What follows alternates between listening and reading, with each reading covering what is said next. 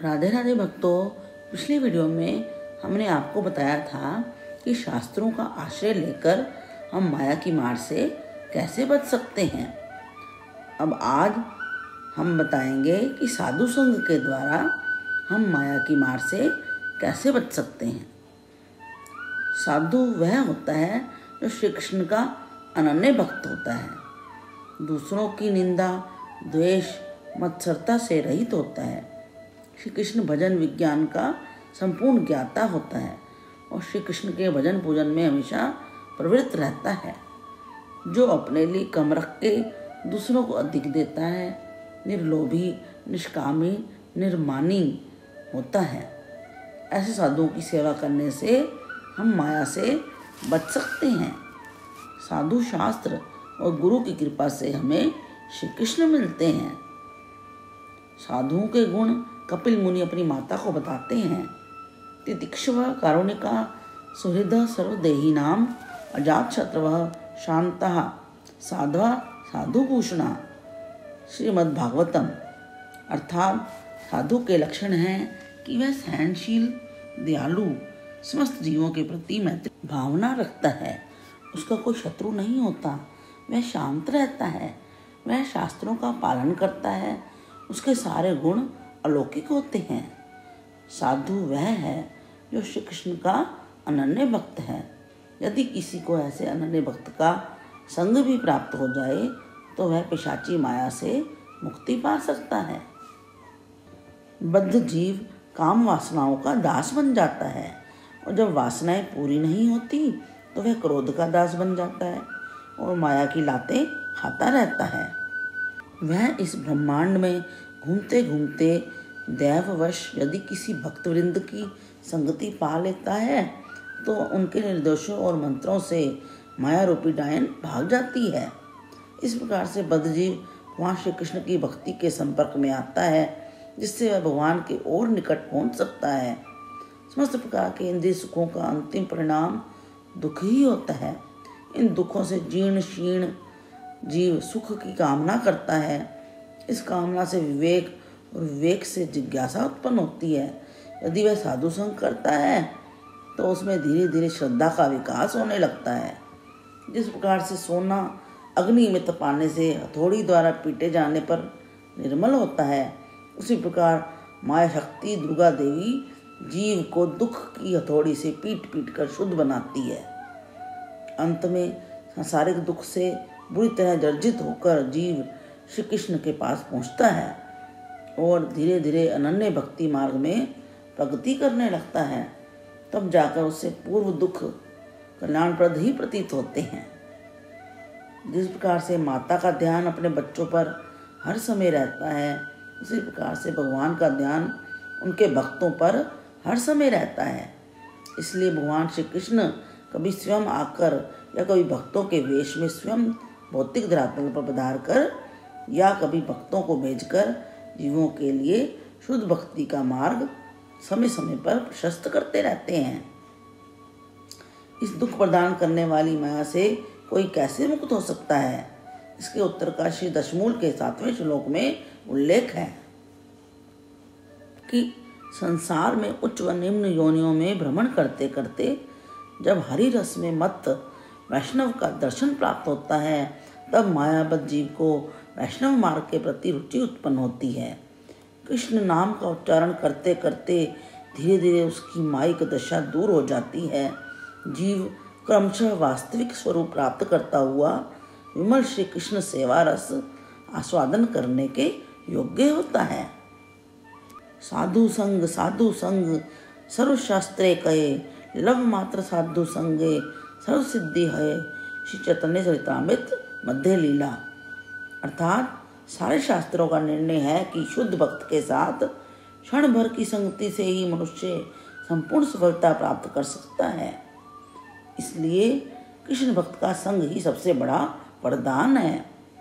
ध्रुव महाराज ने 6 महीने तक कठोर तपस्या की और जब पूर्ण पुरुषोत्तम भगवान का दर्शन हुआ तब उन्होंने भगवान से सिर्फ भक्तों का संग ही मांगा। ध्रुव महाराज ने भगवान से कहा, हे अनंत भगवान, कृपया मुझे आशीर्वाद दें जिससे मैं उन महान भक्तों की संगति कर सकूं, जो आपकी दिव्य प्रेमा भक्ति में उसी प्रकार से निरंतर लगे रहते हैं जिस प्रकार से नदी के जल का सतत प्रवाह बना रहता है। ऐसे दिव्य भक्त नितांत कर्मश रहित जीवन बिताते हैं।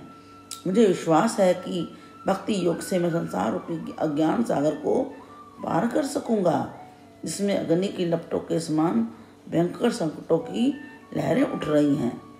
यह मेरे लिए सरल रहेगा, क्योंकि मैं आपके दिव्य गुण तथा लीलाएं सुनने के लिए पागल हो रहा हूँ, जिनका अस्तित्व शाश्वत है। यद्यपि उनके तप का उद्देश्य पिता से भी बड़ा राज्य प्राप्त करना था, परंतु जैसे जैसे वह वहाँ श्री कृष्ण के निकट पहुँचते गए, वैसे वैसे ही उनकी भौतिक इच्छाएं समाप्त होती गई। वहाँ शिव ने भी भगवान विष्णु से भक्तों के संग की ही कामना की है। तुल्याम लवे नामपि न स्वर्गम नाप्नुर्भवम भगवत संगी संगस्य मर्त्यानाम किमुताशिष। श्रीमद्भागवतम। भगवत भक्त के साथ क्षण भर की संगति के मूल्य की तुलना जब स्वर्ग प्राप्ति या भौतिक बंधन से मुक्ति से नहीं की जा सकती, तो भौतिक संपत्ति के रूप में सांसारिक वरदान के विषय में क्या कहा जाए, जो उन लोगों के लिए है जिन्हें एक न एक दिन मरना ही है।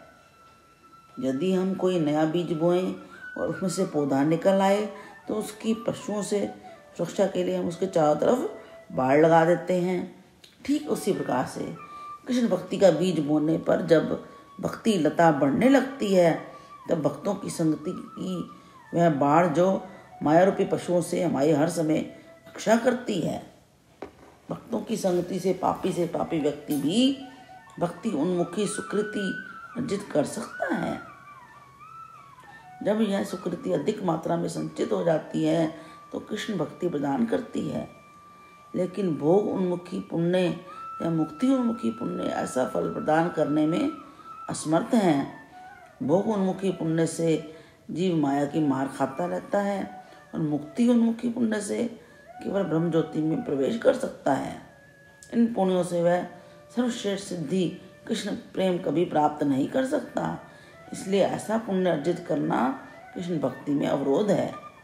हर बुद्धिमान व्यक्ति को कृष्ण भक्तों के संग में कीर्तन, भागवत कथा श्रवण, एकादशी व्रत का पालन, जन्माष्टमी, गौर पूर्णिमा आदि उत्सवों का पालन करना चाहिए। पापी से पापी व्यक्ति भी इस प्रकार से कृष्ण भक्ति हृदय में जागृत कर सकता है। यह प्रताप है कृष्ण भक्तों के संग का।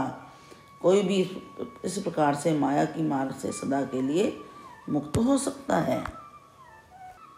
भक्ति विनोद ठाकुर उनके विरचित गीतावली के एक भजन में लिखते हैं कि जो भी माया के पीछे गए वह दुखों में हाबू डाबू खाता रहेगा, अर्थात माया की मार खाता रहेगा। जैसे कि अपराधी को पानी में सिर डुबो डुबो कर कष्ट दिया जाता है, पर सांस बंद होने से ठीक पहले बाहर निकाल लेते हैं।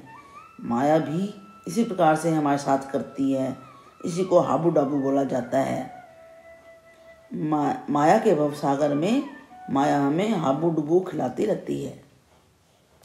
भक्ति विनोद ठाकुर जी कहते हैं, यदि जीव अपने आप को कृष्ण का दास मान लेता है, तो उसे संसार के दुखों में और अधिक डुबकी लगाने की आवश्यकता नहीं रहती।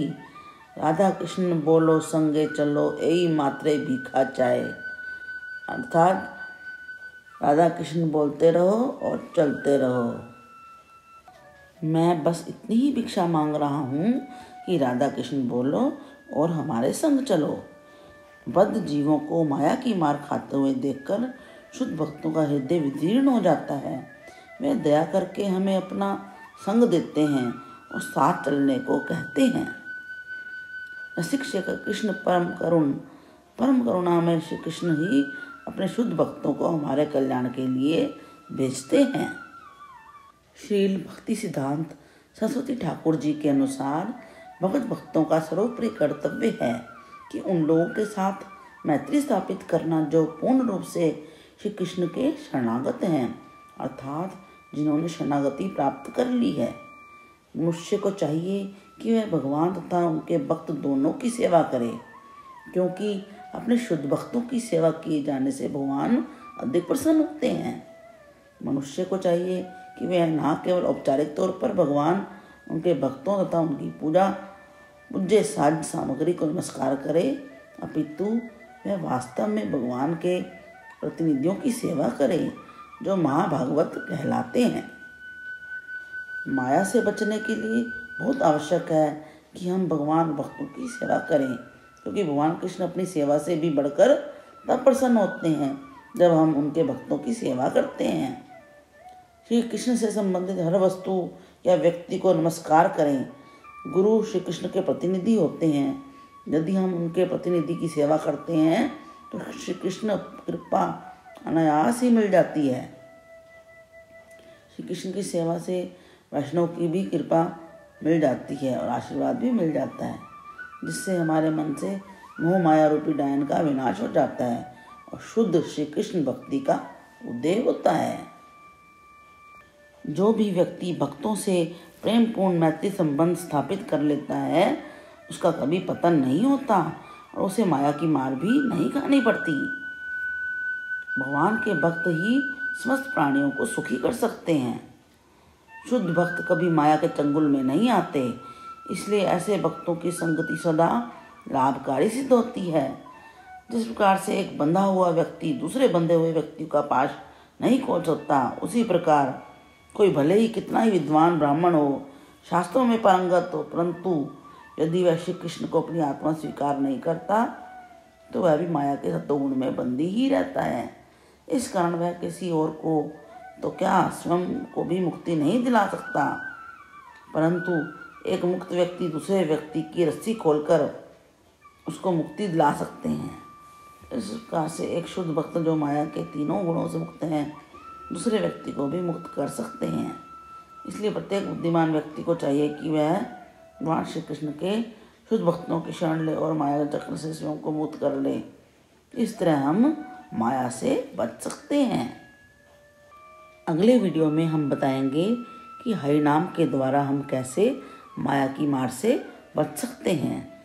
इसके लिए इस चैनल को सब्सक्राइब करना पड़ेगा, इसलिए please like share and subscribe.